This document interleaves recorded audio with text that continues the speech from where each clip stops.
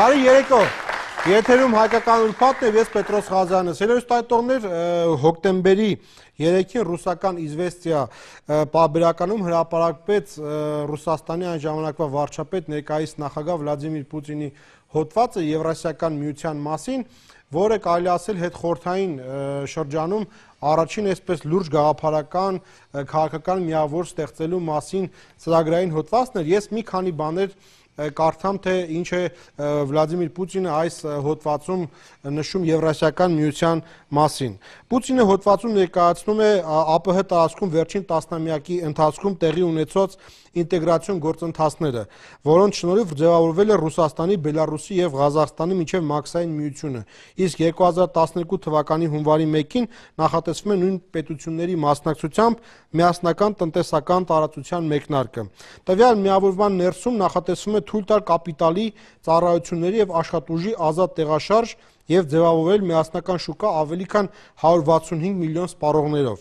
Նոր միավորման ներսում քաղաքացիները հնարավորություն են ստանալու առանց որևէ սահմանափակման բնակվել, սովորել կամ աշխատել նշված 3 պետություններից ցանկացածի սահմաններում։ Պուտինը հոդվածում նշում է, որ նշված միավորումը այլ որևէ միավորման հաշվին չի լինելու։ Միևնույն ժամանակ այս գործընթացի հետագա խորացումը պետք է հանգեցնի Եվրասիական միության ստեղծմանը։ Ռուսաստանի վարչապետը միանգամից գրում է, որ սա ԽՍՀՄ-ի վերականգնման, այսինքն ներկայիս նախագահ Պուտինը գրում է, որ սա ԽՍՀՄ-ի վերականգնման փորձ չէ։ Առաջարկում է վերազգային հզոր միավորման ձևավորման տեսլական, որը պետք է դառնա ապագա բազմաբևեռ աշխարհի կարևոր օղակներից մեկը, կամրջի Եվրասիայի եւ Ասիական խաղաղօվկիանոսյան տարածաշրջանը։ Պուտինն առաջարկում է Եվրասիական միության ներսում իրականացնել միասնական տնտեսական եւ տարադրամային քաղաքականություն, ինչը նշանակում է միության պետությունների համար միասնական դրամական միավորի ներմուծում եւ միության կենտրոնական բանկի ստեղծում։ Մոտավորապես այսպիսի գաղափար է առաջարկում Ռուսաստանի նախագահ Վլադիմիր Պուտինը, ես ասեմ, որ այս գաղափարը Եվրասիական միություն ստեղծելու գաղափարը քննարկվում է նաև Հայաստանում եւ Հայաստանում շատ քաղաքական ուժեր գտնում են, որ Հայաստանի մեծ հեռանկարը, ապագա հեռանկարը քաղաքական առումով կարող է լինել նաև Եվրասիական միության անդամակցությունը։ Այս առումով ես ցանկանում եմ հրավիրել իմ առաջին հյուրին, ազգային ժողովի պատգամավոր Հայկ Բաբուխանյան, խնդրեմ, պարոն Բաբուխանյան։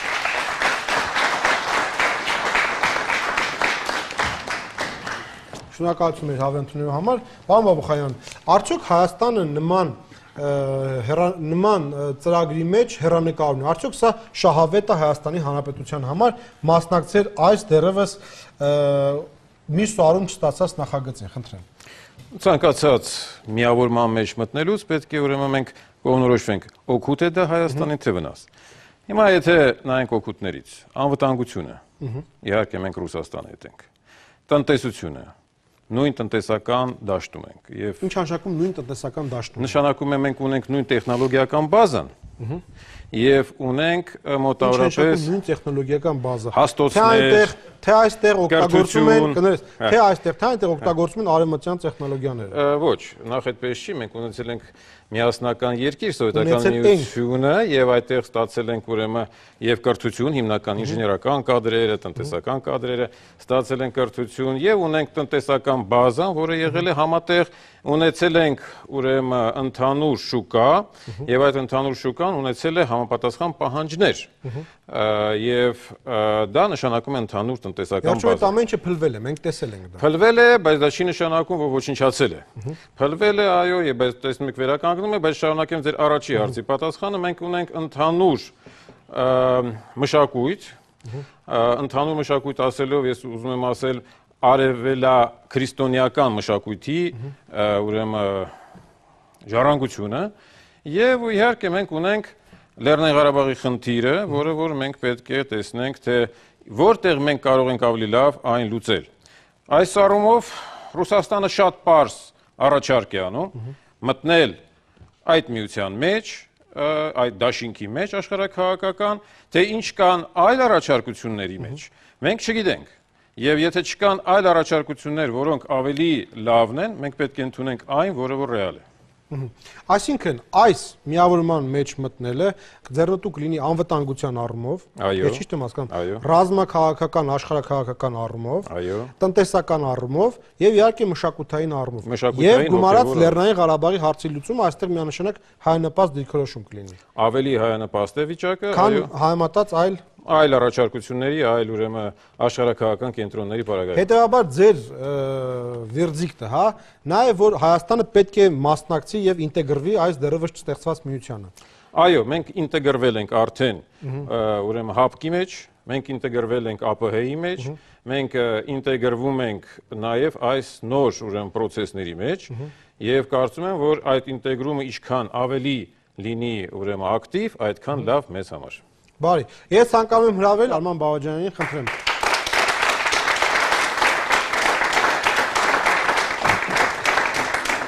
Շնորհակալություն հավելումների համար, պարոն Բաղաջանյան, կա առաջարկ, ես ընթերցեցի Պուտինի առաջարկը հոկտեմբերի 3-ի հոդվածում եւ գաղափարը շատ պարզ ասենք, ստեղծվում է մի միություն Եվրամիության նմանությամբ հավասարազոր երկրներ, որոնք կբացեն սահմանները, առևտուր, միասնական գումար, ինտեգրացիան ավելի կխորանա, անվտանգություն, ինչպես պարոն Բաբոխյանն ասեց, դա մեզ ձեռնտու է թե անվտանգության, թե Ղարաբաղի հարցի, թե տնտեսության, թե մշակույթի առումով։ Ձեր տեսակետը։ Ռուսաստանը այդպիսի տասնյակ փորձեր է արել 95 թվականից ինտեգրացիոն ինչ-որ process-ների մեջ։ 94-ին այս գաղափարը առաջինը բարձրացրել Նազարբաևը։ Բայց դրանք բոլորը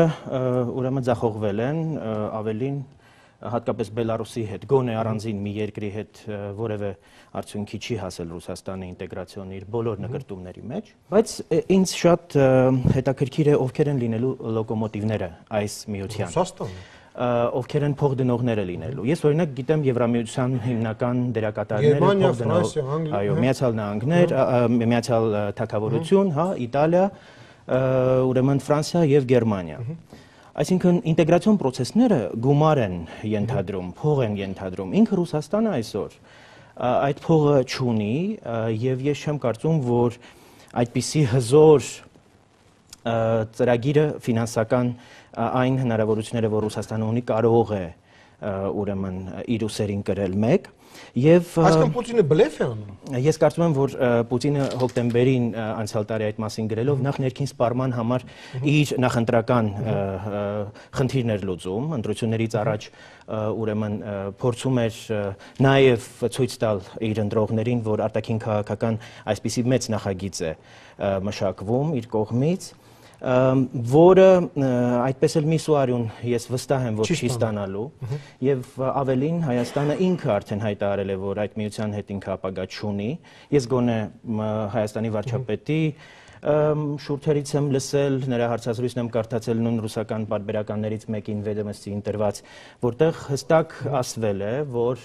Հայաստանը ընտրում է եվրաինտեգրման ուղին եւ այնտեղ երկու կարծիք այլևս չի կարող լինել։ Եվ ընդհանրապես ինչ է տվել Ռուսաստանի հետ համագործակցությունը վերջին 10 տարում, որ ամենասերտ ու ամենախնդրեմ։ Պարոն Բաբոխյան, ուրենք մենք գնում այս աղքատ պետության հետ, որի ոչ մի ինտեգրացիոն նախագիծ հաջողությամբ չի ավարտվել։ Սկսենք նրանից, որ եվրաինտեգրումը եւ եվրասիական զարգացումները չպետք է հակադրել իրար ընդհանրապես, դա մեծ սխալ է։ Ես կուզենայի, որպեսզի մեր գործընկերները ուսումնասիրեին ամերիկյան հայտնի քաղաքական գործիչ Լինդոն Լարուշի նախագծերը այդ կապակցությամբ, որտեղ առաջարկվում է եվրասիական կամուրջ ծրագիրը, որը որ պետք է միավորի Եվրասիան ամբողջությամբ եւ տնտեսապես եւ ուրեմն ինֆրաստրուկտուրայի առումով եւ այլն։ Բայց սա ուրեմն թողնենք մի կողմ։ Ռուսաստանը բավականին հզոր պետություն է այսօր, որպեսզի համաշխարհային ուրեմն process-ների վրա ունենա իր շատ ուրույն եւ հստակ ազդեցությունը։ Ռուսաստանի փողը գուցե քիչ է Ռուսաստանի համար, այսինքն մենք պատկերացնում ենք, որ այդտեղ պետք է շատ ավելի լավ այսպես։ Բայց բավական է ԱՊՀ տարածքի համար։ Բայց որպեսզի ինտեգրի Հայաստանի եւ այլ պետությունների տնտեսությունները եւ այդ տնտեսությունները կապի իրար հետ, այդ փողը բավարար է։ Փող կա։ Ես նշեմ միարժեք չեմ կարող համաձայնել, որովհետև որքան էլ փորձեք պնդել, որ սրանք իրար չեն հակադրվում, եվրոինտեգրացիան մեզ համար շատ հստակ նախ չափանիշների խնդիր է։ Ինչ չափանիշներ է մեզ առաջարկում Ռուսաստանը, ինչ ստանդարտներ է մեզ առաջարկում Ռուսաստանը։ Պուտինի հոդվածում ասում է հավասարազոր եւ հավասար հարաբերություններ։ Այդ ստանդարտների մասին չեմ խոսում։ Ես խոսում եմ տնտեսական անվտանգության, քաղաքական անվտանգության։ Այստեղ մենք խնդիր ունենք, հա կասեմ։ Եվ ամենակարևորը արժե համակարգային այն ընդհանրությունը, որ մենք Եվրոպայի հետ ունենք, եւ ունեն իդեպ ռուսները։ Եվ երբ որ մենք Ռուսաստանին ընտրում էինք մեզ որպես մեծ եղբայր, դարեր առաջ, մենք ընտրում էինք այն Ռուսաստանը, որի հայացքը դեպի Եվրոպան էր։ Այսօր Ռուսաստանը այդպես չէ։ Այսօրվա Ռուսաստանը ես կարծում եմ ինքը ինտեգրացիոն process-ների մեջ է Եվրամիության հետ։ Եւ մենք ինչ պետք ունենք ինտեգրվել Ռուսաստանի հետ, Եվրասիական միության հետ, եթե մենք կարող ենք շատ հանգիստ շրջանցել Ռուսաստանը։ Ես Տիգրան Ուրիխայանն եմ ցանկանում հավեր, խնդրեմ։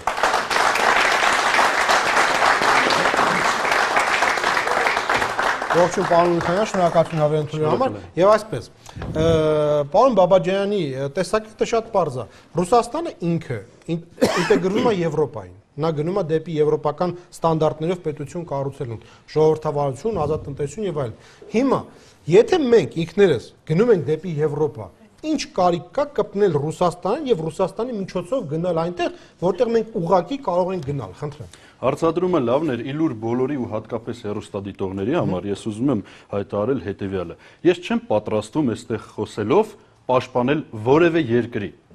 երկրի ներկայացուցչի, ղեկավարի կամ նրա առաջադրած գաղափարները ես այստեղ եկել եմ պաշտպանելու Հայաստանցու շահը, Հայաստանի Հանրապետության պետությանը եւ առաջին հերթին մեղմացնելով քննարկման արդեն այսպես ուրվագծվող ուղղությունը, ուզում եմ հիշեցնել վրացի հայտնի մի գործչի Արկադի Դավիդովիչի խոսքերը Եվրասիայի վերաբերյալ Եվրոպայի ու Ասիայի միջև սահմանը անցնում է միմիայն մարդկանց գանգուղեղի երկու կիսագնդերի միջև։ Առաջարկում եմ խորանալ այդ մտքի մեջ, որովհետև հատկապես Հայաստանի աշխարհագրական հենց դիրքը արդեն ինքնին խոսում է, թե ինչպես մենք պիտի վարվենք։ Եվ ես անձամբ կողմնակից եմ Հայաստանցու շահը, Հայաստանի Հանրապետության շահը ռազմավարական գործակցության առումով, տարատեսակ փոխհարաբերությունների առումով, քաղաքական մշակութային, ռազմական, տնտեսական առավելևս եւ այլն փնտրել բոլոր պետությունների հետ, որոնց հետ մենք ունենք սկզբունքային տարաձայնություններ, պատմական արդարության հետ կապված հարցեր, փնտրել բոլոր պետությունների եւ միջազգային միավորումների հետ համագործակցության ու դրանցում մասնակցության մեջ նաեւ այդ թվում մեզ առաջարկվող տարբեր պրոյեկտների քննարկմանը անպայման մասնակցություն բերել, ինչը օրինակ ես իմ մի շարք այլ գործընկերներ անում են ներկայացնելով Բարգավաճ Հայաստան կուսակցությունը այն միջկուսակցական, ընդգծում եմ, միջկուսակցական խորհրդակցություններին, որոնք որ տեղի են ունենում տարբեր քաղաքներում, տարբեր երկրներում, ներողություն միտքս ավարտեմ, որոնք որ տեղի են ունենում եւ տարբեր քաղաքներում ու հետապնդում են նպատակ պարզաբանել ճշմարտությունն ու իրականությունը։ Ընդգծում եմ, ճշմարտությունն ու իրականությունը ըստ մեզ պատասխանում եմ, չկա Եվրասիական միություն, չկա, գոնե ինձ որպես պատվիրակի, որևէ անգամ որևէ փաստաթուղթ չի ներկայացվել, որպեսզի ես նայեմ ու քննարկեմ, արդյոք այս կամ այն դրույթը հետաքրքրում է մեր պետությանը եւ ձեռնտու է։ Այնինչ տեղի ունենում հռչակագրային մակարդակի վրա։ Հռչակագրային մակարդակի վրա մենք, ես անձամբ ինքս նաեւ իմ համոզմունքներից ելնելով ողջունել եմ մասնակից քննարկումներին, տվյալ ձևաչափի միջոցառումներին մասնակից պետություն եւ նախաձեռնող պետությունների հետ համապարփակ բազմակողմանի հարաբերությունների Պետրոս ջան, խոսքը գլոբալ ինտեգրացիայի մասին է։ Պարոն Բաբաջյանը ասում է, Ռուսաստանի գլխավորության որևէ ֆորմատի մեջ ինտեգրվելը դա ուղղակի հարված է եվրոինտեգրմանը։ Հարգելի բարեկամ, միտքս թող շարունակեմ, որ պարզ դառնա։ Ուրեմն բոլոր մասնակից պետությունների հետ հարաբերությունների զարգացմանը եւ բոլոր ուղղություններով ամրապնդմանը, ռազմավարական գործակցությանը եւ այլն։ Այսինքն տվյալ ինտեգրացիոն պրոյեկտը ընդամենը դա դեռևս նախագիծ է, ինտեգրացիոն նախագիծ է։ Կրկնում եմ, մեզ առաջարկված հռչակագրային մակարդակի վրա դեռևս ողջունել ենք այդ սկզբունքի հիման վրա։ Չի կարելի քննարկել գնալ Եվրոպական միություն, թե Եվրասիական միություն, երբ դրանցից մեկը դեռևս գոյություն չունի։ Մեկ, երկրորդ, միշտ խոսել ենք նրա մասին, որ այո, որևէ այլ միջազգային միավորման, միջպետական միավորման կամ այլ պետության հետ հարաբերությունների հաշվին մենք որևէ այլ նախաձեռնության մեջ չենք մտնելու եւ որևէ մասնակցություն չենք բերելու։ Ի հաշիվ դրանց։ Չէ, ներողություն, համոզի չհամոզի, այդպիսի դիրքորոշում կա։ Մեր դիրքորոշումը այդպիսին է։ Իմ խորին համոզմամբ այո, մենք քննարկում ենք մի բանի մասին, մի բանի շուրջ, որը ընդհանրապես գոյություն էլ չունի եւ ոչ էլ ռուսներն են հավատում դրան։ Չեն հավատում։ Իմ խորին համոզմամբ այս խայծը Հայաստանում գեներացվում է բացառապես ներքաղաքական պատճառով։ Ես չեմ կարծում, որ այսօր դա Ռուսաստանի համար առաջնային խնդիր է։ Ռուսաստանը մերձավոր արևելքում լրջագույն խնդիրների առջև է կանգնած, որտեղ ընդհանրապես իրեն որպես արտաքին խաղացող այլևս չեն դիտարկում։ Ռուսաստանը պետք է փորձի նախ իրեն դրսևորել որպես ԱՊՀ ուրեմն տարածաշրջանում կարևոր դերակատարություն ունեցող երկիր։ Ինձ ասեք, ինչ է տվել ԱՊՀ ինտեգրացիան Հայաստանի։ Հիմա կասեմ, խնդրեմ։ Ես անշուշտ հասկանալով եւ նորից եմ կրկնում, ուրվագծերը արդեն շոշափելով մեր հետագա զրույցի խոսեցի նրա մասին, որ Բարգավաճ Հայաստան կուսակցությունը ամենայն դեպս իդեմս ձեր արչև կանգնած կենթանի պատվիրակի, որը մասնակցել է այդ միջոցառումներին, երբևէ չի դարձել եվրասիական միության գաղափարի ջատագովը։ Եվ տարբեր քննադատներ ուրեմն վերցնում են ինչ-որ մի հիմք իրենց համար ստեղծում են, իբրև ԲՀԿ-ն ողջունել է Հայաստանի եվրասիական միության մեջ մտնելու առաջարկը, գաղափարը, ու դրա վրա իրենց մտածածին հիմքի վրա կառուցում են իրենց հետագա համոզմունքները, քննադատությունները, վերլուծությունները, հարգելի բարեկամներ, այդպես չէ։ Բարգավաճ Հայաստան կուսակցությունը փնտրում է, նորից եմ կրկնում, Հայաստանի Հանրապետության քաղաքացու եւ Հայաստանի պետության շահը, այդ թվում այդ, ինչպես նաեւ մնացած այլ մեզ առաջարկվող նախագծերի մեջ։ Ես կարևորում եմ մասնակցությունը, որպեսզի մեկը լինի, ով որ ներկայացնելու է այդ շահը ու ներկայացնելու այդ խնդիրը։ Ընդ որում ուզում եմ անպայման իլուր բոլորի հայտարարել, որ մեզ հետ մեկտեղ նաեւ իշխող քաղաքական մեծամասնություն ներկայացնող կուսակցության փոխնախագահը Եվս հարգարժան նախարարը ներկայ է եղել այդ քննարկումներին, առնվազն երկուսին, որոնց ես ականատես եմ եղել եւ ողջունել է այդ գաղափարը, ինչի մասին հանրապետական կուսակցության փոխնախագահ Արմեն Աշոտյանը։ Շատ կան եւ ես քննարկումը շարունակել համար որ դրա մասին եւս ոչ թե խոսվի դրա մասին, որ ուրեմն ինչ-որ իպիտի մտած պատճառով ԲՀԿ-ն գնաց այդ կուրսով։ Շնորհակալություն հավերժի համար։ Պարոն Արզումանյան, գաղափարը այսպեսին է։ Հիմա Ռուսաստանը առաջարկել է գաղափար, ինչու չքննարկել։ Սա մեկ։ Հա, երկրորդ, ձեր ընդդիմախոսները պնդում են, որ սա Եվրամիության հաշվին չի։ Հա, եթե կա ինտեգրացիոն որևէ ծրագիր, Հայաստանը պարտադիր պետք է մասնակցի այդտեղից օգուտներ քաղելու համար։ Ինչին եք դուք դեմ։ Եվ ինչպես պարոն Բաբուխյանը ասաց, Ռուսաստանը փող ունի։ Դուք դեռ չգիտեք ընդդիմախոսենք թե չէ, ես դեռ իմ կարծիքը չեմ հայտնում։ Ես ենթադրում եմ, այդպես ենթադրություն ունեմ։ Ճիշտն ասած, պարոն Ուրիխանյանի ասացի հետ, որ սա դեռևս հռչակագրային ինչ-որ բան է, ես համամիտ եմ։ Ինչ-որ մի քիչ ոչ կոռեկտ է համեմատել Եվրասիական միություն ստեղծելու գաղափարը, իդեան, որը իդեպ լույս է տեսել Իզվեստիա թերթում, որպես նախընտրական արտաքին քաղաքականության բլոկը բանալով, այսինքն ֆինանսավորված Պուտինի նախընտրական շտաբի կողմից վճարովի հոդված, որում ինչ որ գաղափարներ կան, դրանց կանրադառնամ, ինչն է եւ ասել, որ Եվրամիությանը սա որպես այլընտրանք է, մենք ինչ ենք, նժարի վրա երկու մոտեցում է։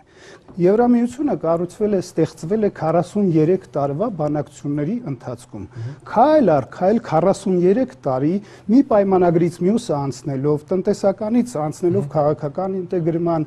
Եվ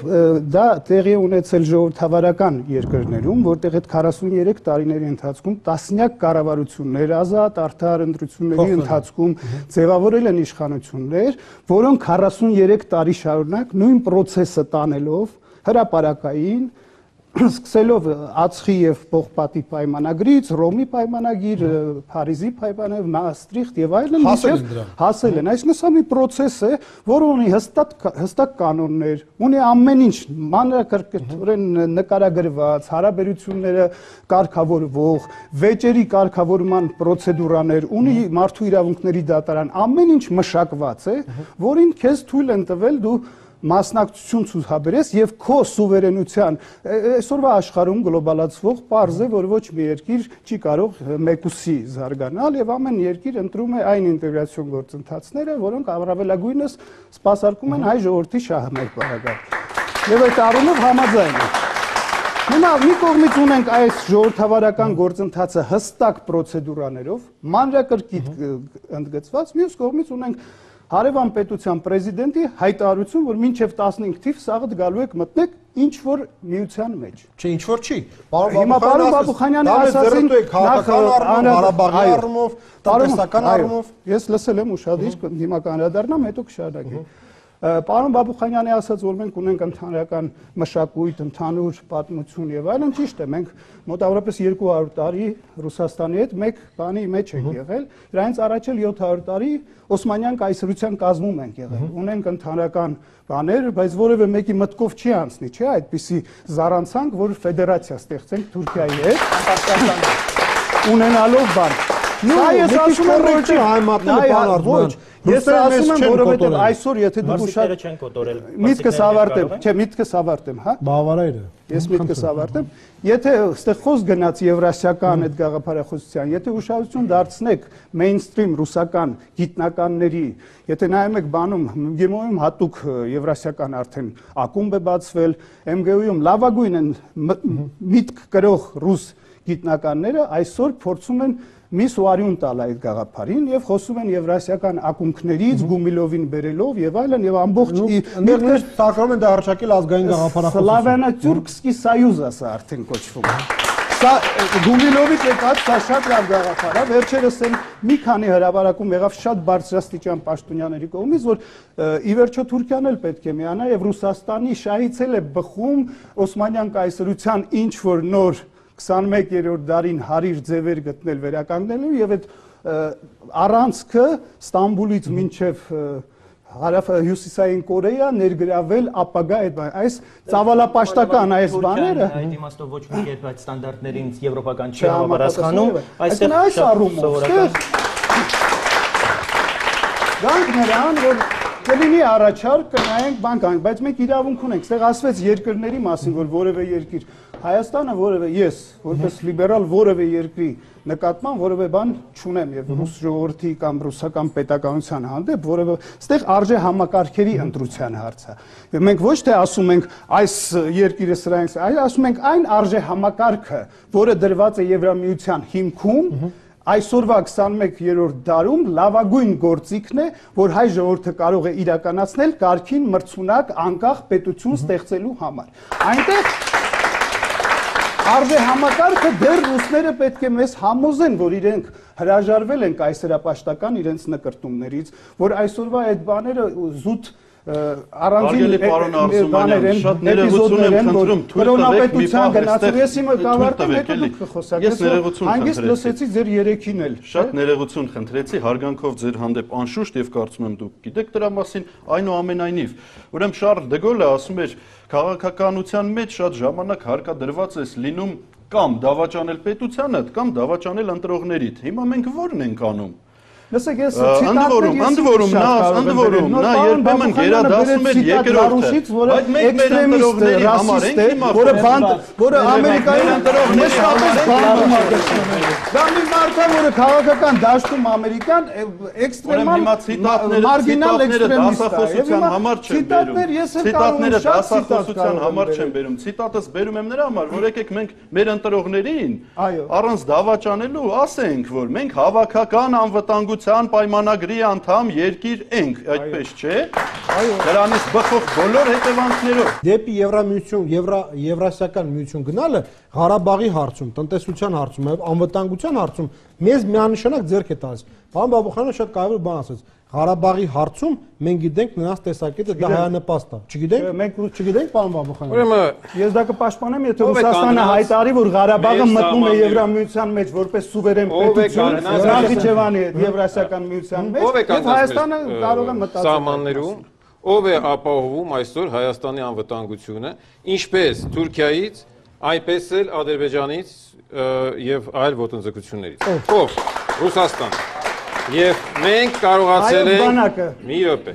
Եվ մենք կարողացել ենք, եթե դուք կարծում եք, որ Թուրքիայի ագրեսիայի դեպքում հայոց բանակը ինքնուրույն կարող է ապահովել դա։ Դուք սխալվում եք։ Ռուսաստանի ագրեսիայի դեպքում մինչև հիմա Ռուսաստանն է ապահովել մեր անվտանգությունը, եւ ոչ թե Եվրոպան, եւ ոչ թե ՆԱՏՕ-ն։ Դուք ինչ եք առաջարկում։ Հակառակը առաջարկությունը ո՞րն է, մտնել ՆԱՏՕ։ Ներողություն, մենք խոսում ենք Եվրասիական միության եւ Եվրամիության մասին։ Եթե հիմա խոսում ենք ռազմաքաղաքական կառույցների մասին, եկեք խոսենք ՀԱՎԿ-ի եւ ՆԱՏՕ-ի մասին։ Չէ, դուք դուրս եք գալիս թեմայից։ Այդ դուք չեք որոշում, երիտասարդով է դուրս գալիս։ Մի խոսքով, կա առաջարկություն Ռուսաստանի կողմից շատ հստակ։ Եկեք միասնական ստեղծենք տնտեսություն, անվտանգություն, մշակույթ, կրթություն եւ այլն։ Միասնական ուժերով։ Ինչ էր խանգարում Ռուսաստանին միջև օրս Բելարուսի հետ այս երկու բանը անել։ Մի րոպե, դուք սպասեք։ Ուրեմն կա հակառակ առաջարկություն։ Եթե կա այդ հակառակ առաջարկությունը, ձևակերպենք դա։ Եթե չկա հակառակ առաջարկություն, ինչ է դուք կարծում եք Եվրոպան մեզ սպասում է։ Ոչ։ Եվրոպան ասել է, որ Հայաստանը կարող է դառնալ Եվրոմիության անդամ։ Ոչ։ Առաջարկել է Հայաստանին դառնալ հնարավոր չէ։ Ընդհանուր սահման ունեք Եվրոմիության հետ։ ՆԱՏՕ-ն, ինչ է ՆԱՏՕ-ն առաջարկել է Հայաստանին դառնալ ՆԱՏՕ-ի անդամ։ Ոչ, նման առաջարկություններ չկան։ Այսօր Եվրոպան դարձել է մեզ թելադրող, մեզ փնովող, մեզ ուրեմն դատապետող տարբեր բանաձևերով եւ այլ։ Վենետիկի հանձնաժողովը ստեղծվել է, որպեսզի Հայաստանը զրկվի օրենք ընդունելու հնարավորությունից։ Մենք օրենք չենք կարող ընդունել։ Մենք պետք է դիմենք Վենետիկի հանձնաժողովին։ Վենետիկի հանձնաժողովը ասի սա լավ է, սա վատ է։ Առաջարկը անելիս Ռուսաստանը դեռևս համաշխարհային առևտրի կառավարության մեջ չէր մտել, որի համար պայքարում էր 20 տարի։ Այն բարիերները, որ ռուսական առևտրական կազմակերպությունները ունեին մինչև անցյալ շաբաթ, այլևս սկսում են հետզհետե վերածվել եւ հնարավորություն են տալի Ռուսաստանին ավելի շատ ինտեգրվել այլ համաշխարհային տնտեսության մեջ։ Սա եղել է պայքարը Ռուսաստանի վերջի 18 տարիների ընթացքում։ Այո, ինչի մասին ես ասեցի։ Որը նշանակում է հետևաբար Ռուսաստանն էլ հետամուտ չի լինելու այս էֆեմեր բաներին, իդեաներին։ Դա բլեֆ է, դա բան է։ Իչեք մի բլեֆի քոնտակտ ես կա։ Եթե բլեֆը, եթե ՀԱՎԿ-ը բլեֆ է, եթե այն տնտեսական ներդրումները, որը մեր գործընկերը այստեղ շատ շնորհակալություն, դուք թվարկեցիք, որ Ռուսաստանը ներդրումներ արեց բոլոր տնտեսական այն օբյեկտների մեջ, որոնք տալիս են արդյունաբերություն կամ տալիս են տրանսպորտ կամ մի ասեք մի օրինակ, Արգրավեց, որ ձեր Ամերիկան արգրավեց Եվրոպան, այդքան փող բերեց Հայաստան եւ ստեղծեց ոչ Ամերիկան, ոչ Եվրոպան ոչ Ամերիկանները նույն Միացյալ Նահանգները ինչ է ստեղծել Հայաստանում մինչև օրս 100 միլիոն մոտավորապես 1 միլիարդ 200 միլիոն այդ ձեր վրա է արել, որպեսզի դուք այսօր այստեղ կանգնեք եւ ազատ խոսեք։ Ազատ խոսելու հնարավորություն ունեք։ Ավելին ասեմ ձեզ։ Ինչ է արտադրում ձեր Ամերիկան։ Ճշտում եք, դուք ասացիք, որ Ռուսաստանը ներդրում է արել, Ռուսաստանը արգրավել է մեր պարտքի դիմաց, մեր սեփականություն։ Ձեզ վրա ինչ ա ծախսել։ Ամերիկական փողեր ձեզ վրա ինչ ա ծախսել։ Ես կասեմ հիմա։ Ես ասում եմ, որ Ռուսաստանը ես իմ համար Հայաստանից բացի ուրիշ բան չկա։ Եվ եթե ծախսել է Ռուսաստանը, դա ձեզ վրա է ծախսել եւ ձեր Ես չգիտեմ ոնց է դուք պիտի ասեք հիմա պիտի բացահայտեք վերելու համար ձեզ գրանտ Ռուսաստանը բարեկամ երկիր է Հայաստանը։ Ինչ է տվել Ամերիկան Հայաստանի տնտեսությանը։ Ես Ամերիկայի մասին չեմ խոսում, մենք Եվրոպան ինչ է տվել Հայաստանի տնտեսությանը։ Բուլկի արտադրություն ստեղծել է, թե չի ստեղծել։ Այն մեկը ստեղծել է ջեք, երկաթգիծ, եւ այլ։ Հիմա դուք ասեք, ինչ է ստեղծել ձեր Եվրոպան։ Այդ փողերը ուր են գնացել։ Հիմա կասեմ ձեզ։ Օրինակ Հայաստանը գերկախյալ վիճակում է Ռուսաստանից։ եւ Եվրամիության ինտեգրացիան մեզ հնարավորություն է տալիս հավասարակշռություն պահպանել։ Թե մենք թե Ռուսաստանը շահագրգռված ենք, որ երկու երկրները զարգանան 21-րդ դարին հարիր ուղղությամբ ժողովրդավարության կառուցման եւ այլն։ Վերջին այս պարտությունները արևելյան, միջին արևելք եւ այլն Ռուսաստանին ցույց են տալիս, որ նա ունի մեկ ուղղություն զարգանալու համար, դա է խոսում նաեւ այն, որ Ռուսաստանում քաղաքացիական հասարակությունը ոտքի է կանգնել եւ չի հանդուրժելու այլևս այս ասիական կառավարման մեթոդը, բյուզանդիական, որը մենք երկուսս էլ Ռուսաստանն էլ մենք էլ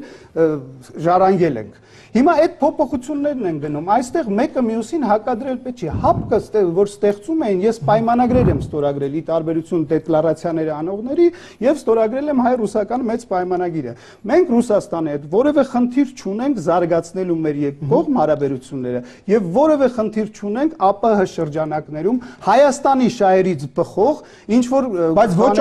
ոչ ավել, որովհետեւ ավելը մտնում է արդեն միջազգային ավելի լայն ընդգրկման մեջ եւ այդտեղ կան, այսինքն ինչ որ բաներ, նորություններ հեծանիվ չեն հորինում։ Եթե կա տերորիզմի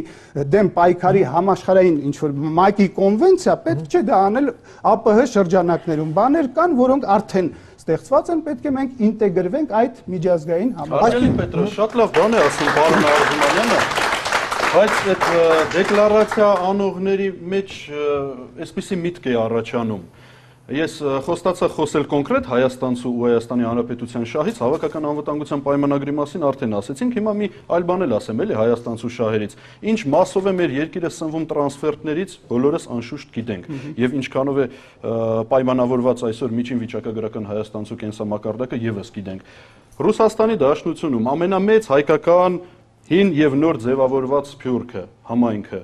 բազմությունը մեր համաերկրացիների ու մեր ազգակիցների 2.5 ես կասեի 3 միլիոն մարդ արդյոք առաջարկվող ինտեգրացիոն պրոյեկտի շրջանակներում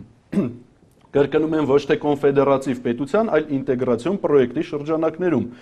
չեն ստանա հռչակված առաջարկվող հնարավորությունը ցանկացած բիզնես, օրինակ իրավաբանական անձ հիմնադրելու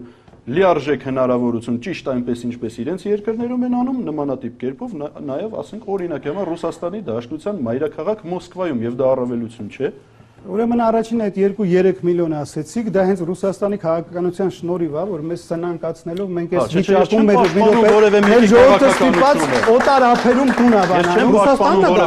հիմա էլ Ռուսաստանը նոր օրենք է մտցրել սովետական ռուսական կայսրության ցարական Ռուսաստանում ծնված եւ սովետական միությունում ծնված մարդիկ կարան արտահերթ դիմեն, գիտեք գրասենյակներ բացեցին Գյումրիից, կարդացեք մի հատ, նայեք ինչ հեղեղված է ինտերնետը, մարդկանց խափում տանում, տները ծախել են տալու, տանում գցում են Ռուսաստանում բիզնես բացել, հա, ոնց որ խոսք է գնում Բելգիայի մասին, մի պատուհան բիզնես բան գնա, Վրաստանում բաց, դες ոնց են բիզնես բացում։ Ռուսաստանում կաշառքով է բիզնեսը։ Հայաստանի մասին ենք խոսում։ Ցանկացած բիզնես կարաս գնաս կաշառքը բացես, եթե այդ է մեր ուզածը։ Հարգելի պարոն Ղազարյան, ես խնդրում եմ, ինչպես նաև մեր գործընկերները, ընդդիմախոսները խնդրեցին, հաղորդման ձևաչափը տանել ընտրված ուղղությամբ։ Մենք չենք եկել պաշտպանելու պետություններ կամ քննադատելու։ Ես խոսում եմ Հայաստանի շահի մասին։ Հայաստանցիներ կան, հայ ազգությամբ մարդիկ կան մինչև 3 միլիոնի հասնող, որոնց առաջարկվում է հնարավորություն իրավաբանական անձ գրանցել ճիշտ այն պայմաններով, ինչպիսի պայմաններ սեփական երկրում կարող են լինել, այսինքն մարդը կարող է Պողոս Պետրոսյանը կարող է գնալ Մոսկվա, Մոսկվայում գրանցել ՍՊԸ ու աշխատել, ինչը աներևակայելի հնարավոր է։ Երևանում բիզնես բացի եւ բոլոր Պողոսյանների 3 միլիոն դերի Հայաստան գնանք Լեռնային Ղարաբաղը բնակեցնենք տարածքները Լեռնային Ղարաբաղի լավ բան եք ասում։ Հարակից բոլորը համաձայն եմ, բայց ես շավարտեցի մեկի խանգարում միլիոններով այնտեղ են։ Ես շավարտեցի։ Որն է մեր կենտրոնը։ Դուք շարունակում եք ուրիշ միտք։ Ի վերջո, Ռուսաստանը մեզ ոչ մի բան չի թելադրում։ Մի օրինակ չկա։ Հակառակ օրինակները, խնդրեմ, միջազգային դատարանը պարտադրում է Եհովայի վկաներին ոչ միայն բաց թողել բանտից, որովհետև նրանք դասալիկ են, այլ մի բան էլ հատուցում տալ նրան, փող տալ իմ ձեր բոլորիս գրպանից, որ ասում են, ինչ լավ է, որ դուք փախել եք Հայաստանի սահմաններից, դրա համար մի հատ փող առեք։ Եվրոպական միությունը այսօր մեզ չի թողնում, որ մենք զարգացնենք մեր ազգային ինքնությունը, այսինքն խրախուսում է տարբեր տեսակի աղանդներ, աղանդավորական տոտալիտար շարժումներ։ Եվրոպական միությունը այսօր չի թողնում, որ մենք ընդունենք մի շարք այլ օրենքներ, որոնք մեր ինքնության, հայի ինքնությունից են բխում, եւ այսօր Ռուսաստանը կարող է այդպիսի բան անել։ Ռուսաստանը երբևէ ասել է այս օրենքը մի ընդունեք, այս դրույթը մի ընդունեք, կամ քանի բանաձև եք դուք տեսել Ռուսաստանի, չգիտեմ, պարլամենտի կողմից օրինակ, որը դատապարտում է Հայաստանին, ասենք Լեռնային Ղարաբաղի հարցում։ Հակառակը տասնյակներ օրինակներ, տասնյակներով օրինակներ օկուպացված տարածքները ազատեք, դուրս բերեք ձեր զորքերը, տեսարեք ենարեք, մեկ օրինակ ցույց տվեք ինձ, որ Ռուսաստանը նման ձևով վերաբերվել է Հայաստանին։ Դա բացարձակապես սուտ է։ Հայաստանի սուվերենիտետը այսօր պաշտպանում է Ռուսաստանը, պաշտպանում է եվրոպական այդ մարմինների ագրեսիայից։ Սա է բանը։ Շնորհակալություն։ Խնդրում եմ, եկեք հանրահավաքի չվերացենք, ես ավելի մեջ փորձ ունեմ հանրահավաք։ Դե ձերը տեսել ենք։ Այո։ Ուրեմն նախ ասվեց այստեղ մի քանի անգամ այն մասին, որ որևէ բան չի առաջարկում, կա առաջարկ, դա հռետորաբանական իմաստով գուցեև բան է, առաջարկ։ Եթե կա հակառակ առաջարկ, ցանկագինս։ Ասեք դա, խնդրում։ Ես ձեզ չընդհատեցի եւ ոչ մի բան։ Փորձում եք։ Ես ձեր միջոցով հորդորում էի, որ ավարտից հետո ձայնը տակից, հիմա հորդորում եմ լսեք ինձ։ Ուրեմն կա process, այդ ինտեգրման, ասվեց, որը գնալով խորանում է, այս պահին Հայաստանը, երևի թե որպես падգամավորներ կոլեգաները գիտեն, գտնվում է պարտներության, հա, այդ համաձայնագիր կա, գործընկերության պայմանագիր, որը խորացնում է վիզաների դյուրացման խնդիր կա, մի շարք տնտեսական ազատ առևտրի գոտիների ստեղծման, մի շարք հարցեր կան, որոնք դյուրացնելու են Հայաստանի բիզնեսմենի հնարավորությունները գնալ Բրուսելում, ոչ միայն Մոսկվայում, այլ Բրուսելում էլ, ուրիշ տեղերում էլ բիզնեսներ անել։ Առաջարկը կա այստեղ թելադրանքի նման բան, որը նորից եմ ասում, երբ որ թղթիկը տրվի, երբ որ Պուտինի թիմը տնտեսական, քաղաքական առաջարկ կներկայացնի եւ կսկսեն բանակցելը, այսինքն ոչ թե կասվի Հայաստանը պետք է դառնա մաքսային միության անդամ, չունենալով սահման։ Արդեն այն կառավարությունը դրանք անդրադառնամ, կառավարությունը Եվրամիությունը մեզ դեռ մաքսային միության անդամակցություն չի առաջարկել, ցավոք սրտի։ Ուրեմն վարչապետը ասեց, հայտարարեց, որ աբսուրդ է, չէ, երևի, եւ որտեղ տնտեսական հաշվարկներ կան, անհնար է չունենալ ընդհանուր սահման մաքսային միություն կազմել։ Կան տենց խնդիրներ, որոնք կարելի է հնդածս քննարկել, լուծել առանց հարաբերություններ փչացնելու։ Այն, որ ասվում է, որ Ռուսաստանի հետ այս ընթացքում որևէ մեկը չի խանգարել ունենալ նորմալ հարաբերություններ։ Եվ ես նորից ուզում եմ վերահաստատել իմ այն կարծիքը, որ Ռուսաստանի հասարակությունը ստիպելու է Պուտինյան Ռուսաստանին բարեփոխվել եւ տանել այլ ուղղությամբ, այն ուղղությամբ, որով գնում է ամբողջ Եվրոպան։ Դա լինելու է եւ դա մենք տեսնելու ենք։ Նախ պետք է փաստեն, որ իմ գործընկերները կամ օպոնենտները չկարողացան իմ խնդրանքը իրականացնել եւ վերել այդ մեկական օրինակները։ Հիմա անցնենք հաջորդին։ Նորից եմ ասում, մեկ օրինակ, որ արևմտյան փողերով ձևավորվել է արտադրություն Հայաստանում։ Մեկ եւ եւս մեկ օրինակ, որ Ռուսաստանը դատապարտել է Հայաստանին Լեռնային Ղարաբաղի։ Երբ որ մեկ օրինակ կբերեք, որ ռուսական փողով ստեղ արտադրանք հա մի օրինակ 92 թվից հետո մեկ օրինակ։ Հենց հիմա բերեմ։ Ուրեմն Հրազդանի 5-րդ բլոկը, ЖԵԿ-ի 5-րդ բլոկը ստեղծվում է Եվրոպական փողերով, եվրոպական Եվրոբանկի փողերով ստեղծված 5-րդ դա ամբողջությամբ Եվրամիության տված գրանտով է, ոնց տեղյակ չեմ, մեր կառավարության օրոք։ Եթե ЖԵԿ-ը պատկանում է Ռուսաստանին, ինչպես է ստեղծվում Ռուսաստանը արգրավել է եվրոպական փողով կառուցված ЖԵԿ-ը արգրավել է Ռուսաստանը 5-րդ բլոկը Ռուսաստանին է թե Ռուսաստանին է։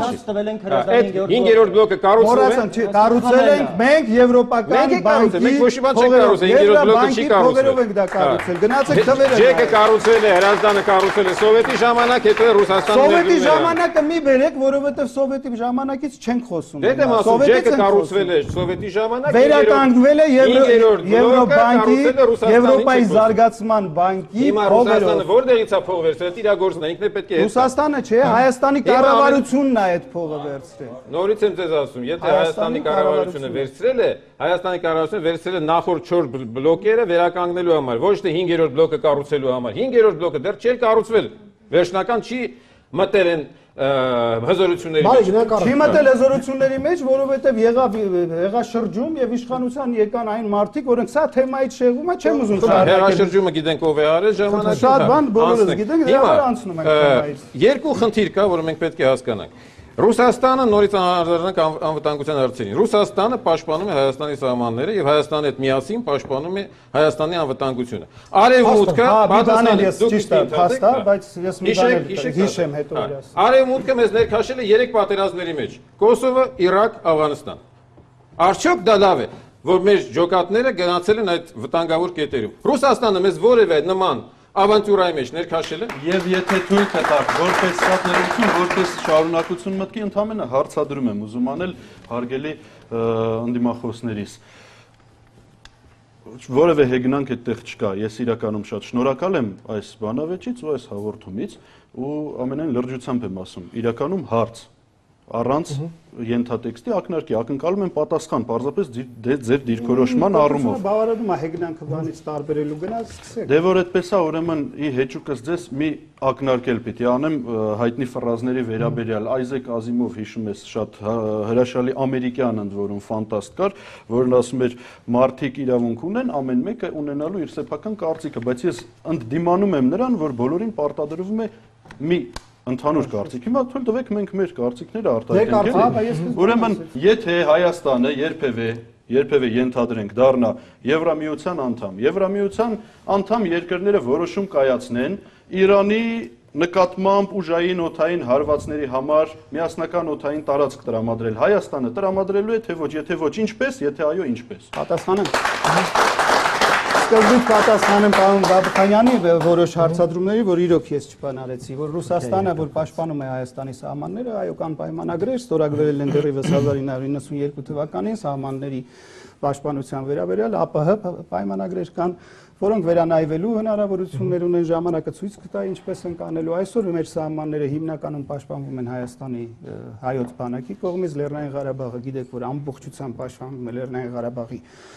պաշտպանության բանակով եւ Հայաստանի Հանրապետության ստորաբաժանումներով դա հարցի բաններ ուրեմն Ռուսաստանը պաշտպանել է նախ ցեղասպանություն ճանաչելը հիշեցնեմ որ դեռևս 1987 թվականին երբ սովետական միությունը կար գոյություն ուներ Եվրոպարլամենտը ընդունել է առաջին դատապարտող բանաձևը, որը հետո 2001 թվականին վերահաստատեց մի շարք եվրոպական երկրների ազգային պարլամենտներ այդ հարցը քննարկել են, ամբողջ Եվրոպան այսօր քննարկում է այնպիսի մի քայլ, որ քրեականացնում է ժխտումը ցեղասպանության, ուրեմն հանցագործության վերաբերյալ հայտարարությունների հետ կապված։ Նման խորության քայլը Ռուսաստանը չի արել, արել է Ելցինի օրոք, այո, ընդունել է Դուման մի հայտարարություն, ինչպես եւ շատ երկրներ եւ Ամերիկայի Միացյալ Նահանգների յուրաքանչյուր նահանգ կամ փոքր քաունթի նման որոշումներ Ռուսաստանի բանով ունի։ Լեռնային Ղարաբաղի հակամարտության հարցում Ռուսաստանը առաջին պահից իսկ պաշտպանել է Ադրբեջանի տարածքային ամբողջականությունը։ Չկա եւ ոչ մի հայտարարություն Ռուսաստանի բարձրաստիճան որևէ պաշտոնյայի կողմից, որտեղ հարցականի տակ դրվի Ռուսաստանի Ադրբեջանի տարածքային ամբողջականությունը։ Բայց մակում քվեարկություններ կան։ Բոլոր Ռուսաստանի քվեարկություններին Ռուսաստանը մասնակցել է անվտանգության խորհրդում վեաժողովում Ադրբեջանի բանաձևերը 2 տարի առաջվա Լավրովի վերջի 10 տարվա Լավրովի հետ մակումել եմ աշխատել 10 տարվա իր հայտարարությունները, որևէ եղել է, որ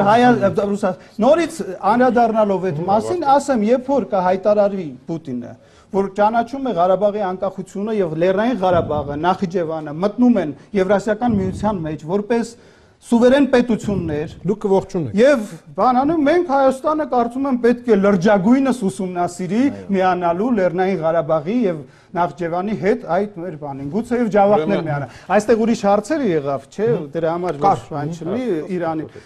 Իրանի Իսլամական Հանրապետությունը Հայաստանի ստրատեգիական պարտներն է եւ ամենածանր տարիներին ի տարբերություն Ռուսաստանի մեր փրկության ճանապարհն է եղել մինչ դեպի արտաքին աշխարհ։ Այնտեղ սահման չկա։ Որտեղ սահման։ Ռուսաստանի հետ։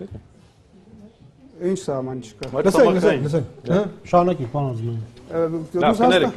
Ոնց լիներ սա։ Շարունակի։ Հա, Ռուսաստանը 15 թվին էլ տենց սահման չգտավ ու դրա համար թողեց 1.5 միլիոն կոտորեցին, ձևը կգտներ։ Ամերիկացիները, եվրոպացիները եկան փրկեցին, բա։ Ուրեմն այդ ժամանակ որ բաներ Լսենք, չեղենք։ 93 թվին որ մարիոնետկաներ էր նշանակում Վրաստանում, նաև բանը բացեր, երկաթգիծը բացեր։ Լսենք, պարոն Վրաստանի։ Դա առանձին թեմա է։ Ուրեմն մենք Իրանի հետ ունենք երկարաժամկետ եւ սա շատ կարեւոր մի բան է, որ բոլորը գիտակցում են, որ լինելով քրիստոնյա պետություն, մենք այնուամենայնիվ Իրանի Իսլամական Հանրապետության հետ ոչ միայն լավ բարիդրացիական հարաբերություններ ունենք, այլ նաև շատ մտերմիկ, նույնիսկ Իսլամական կոնֆերանսի կազմակերպության շրջանակներում մենք կարողացել ենք համագործակցել լավագույնս վերջին 10 եւ մենք այդ մեր համագործակցությունը շատ լավ ընկալվում է բոլոր մեր պարտներների կողմից։ Ես չեմ կարելի նախ Եվրամիության անդամակցությունը դա հերավոր պերսպեկտիվայի հարց է, որ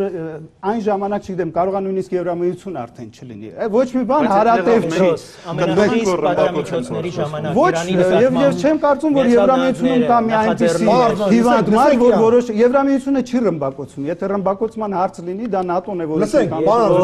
մենք չենք կարող մասնակցել որևէ գործողության, որը ուղղված է մեր ստրատեգիական բարեկամի տրամադրի ու դուրս կգանք Եվրամիությունից, որովհետեւ դուք որովհետեւ մենք անկախ պետություն ենք, մեր բոլոր հարցերը մեր ժողովուրդն է լուծում։ Մենք եթե ուզենք մտնենք Եվրամիության մեջ, մենք ռեֆերենդում կանցկացնենք, ժողովրդի հարցը բան կանենք։ Եվ այս թեման ժամանակավրեպ է, երբ որ Պուտինը առաջարկ կանի, կդնենք բան, սա մեր սահմանադրությանն էլ է հակասում։ Մենք մեր սուվերենությունը չենք կարող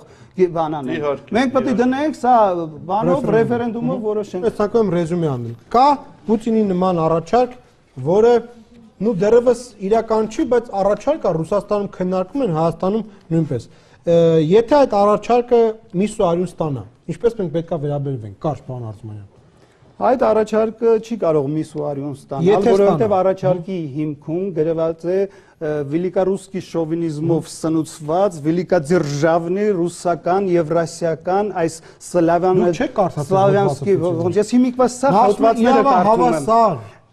Մենք իրավահավասար 70 տարի եղել ենք իրավահավասար սովետական միությունում, դրանից 150 տարի առաջ էլ եղել ենք իրավահավասար ռուսական ցարական իմպերիայում։ Դրանից առաջ էլ 700 տարի իրավահավասար Օսմանյան կայսրությունում, այնց որ այդ իրավահավասարության հեքիաթները մի կողմ պետք դնենք։ Պետք է ձեռքերս քշտենք, առավոտից իրիկուն աշխատենք, շենացնենք այս երկիրը, դառնանք սուվերեն պետություն, որի շահի հետ հաշվի են նստում եւ մենք ընտրենք մեզ արվող առաջարկներից լավագույնը մեզ հասարակող։ Պարոն Ուրիխանյան, եթե լինի նման առաջարկ, ինչպես վերաբերվում։ Փակելու ու ամփոփելու համար բոլոր տեսակի ասեկոսեները, շահարկումները ու խոսակցությունները ԲՀԿ-ի դիրքորոշման առումով ես ուզում եմ ընթերցել այն, ինչ պաշտոնապես ընթերցվել է մեր մասնավորապես մասնակցության ժամանակ, ուրեմն վերջին միջոցառմանը Կազանում տեղի ունեցած ֆորումին։ Предложено եւ նաեւ Մոսկվայում Единая Россия-ի համագումարի շրջանակներում առաջի քննարկմանը предложено президентом, цитում եմ, դրա համար եմ ընթերցում, предложено президентом Российской Федерации Владимиром Путиным идея нового интеграционного проекта, конечно же, достойна рассмотрения. Առաջին.